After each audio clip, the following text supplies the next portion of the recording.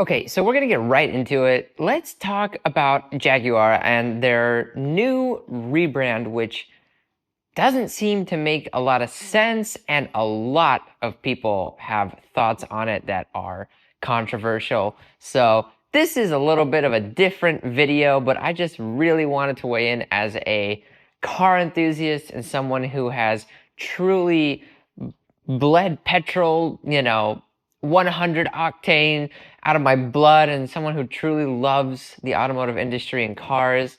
And to see, you know, such a drastic change to such a storied brand is, well, something we should talk about.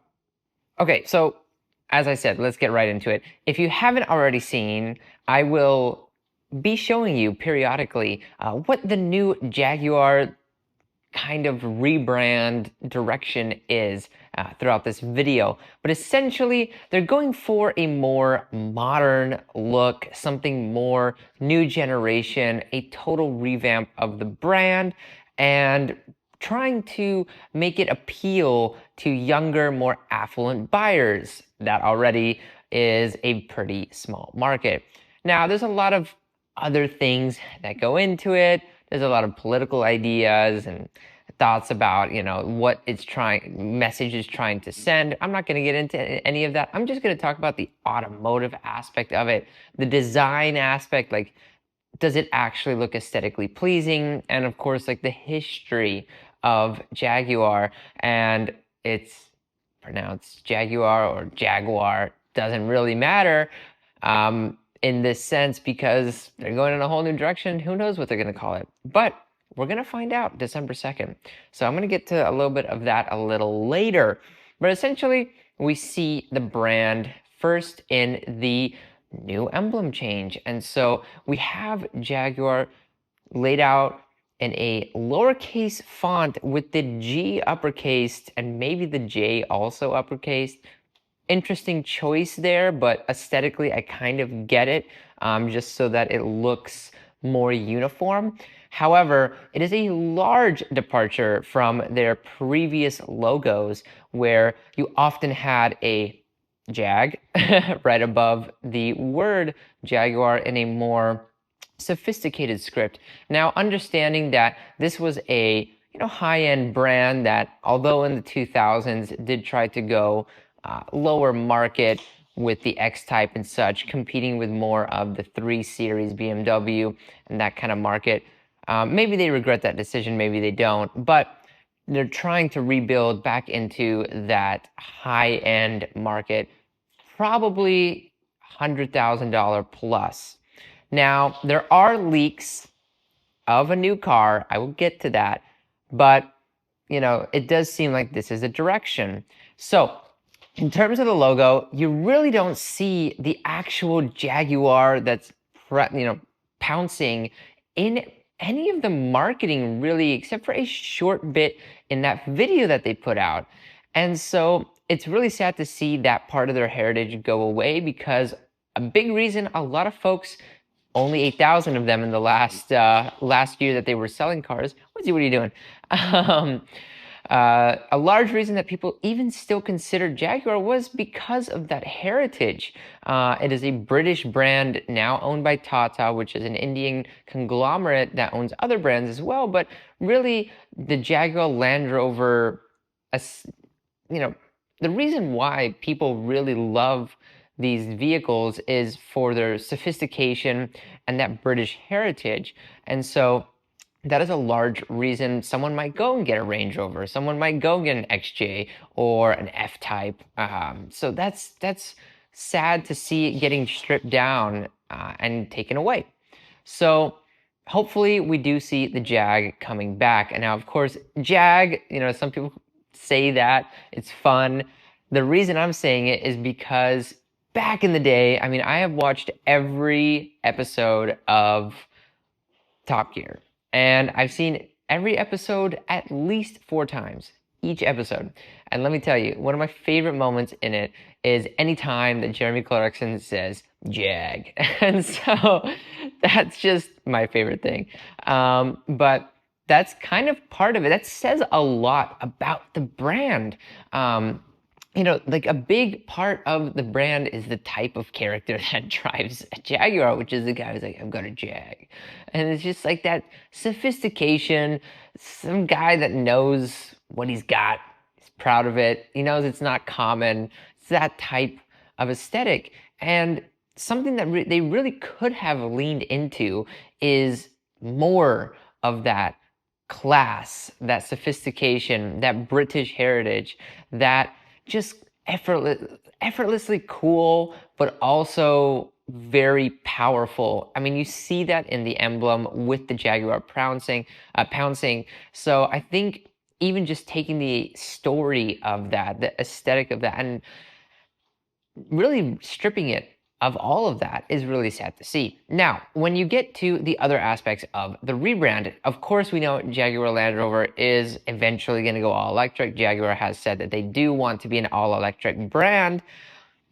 That, that does change the perception of the brand. And so, yes, it's going to be more modern.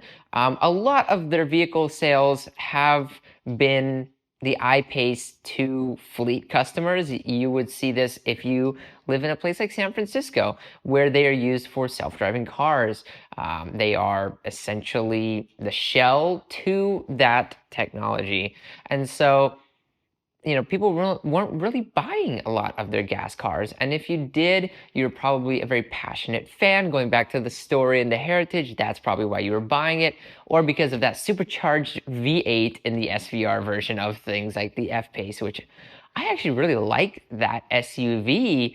I mean, it's going to go away, but that's nor here nor there. But in any case, that goes all back to the story. I'm going to keep referencing the story. And so other parts of the new marketing direction is it's very colorful, it's very modern. It's kind of got like the type of ad you see in the Tube in London, just that type of vibe.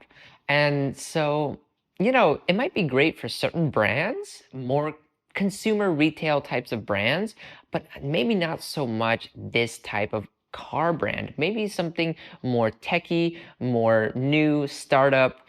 I know that's what they're going for, but it's just not who they are.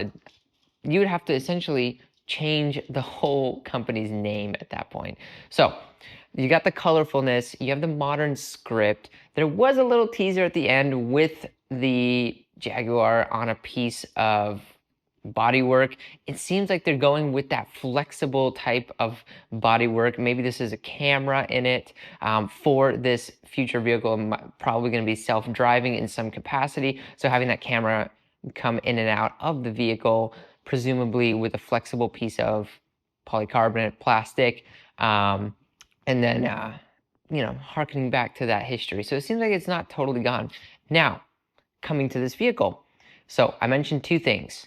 There is spy shots of a vehicle, and there's an event December 2nd. So first off, I am in Florida. I'm going to try to go to this December 2nd event or just be around the area and try to get some videos of that car. So they're going to reveal a concept vehicle at Art Basel or Miami Art Week. And so it kind of goes with this whole aesthetic that they're portraying, which is very artsy, very new, very modern, lots of colors. Reveal it in Miami at Art Week. Makes sense. Okay, so that being said, I'm gonna try, gonna go, I'll make a video about it. Even if I can't see it, it'll be a whole thing. Okay, that aside, okay, there is a nice, large, long Chrysler 300 looking sedan that was spotted testing on the Nürburgring. Interesting place, right?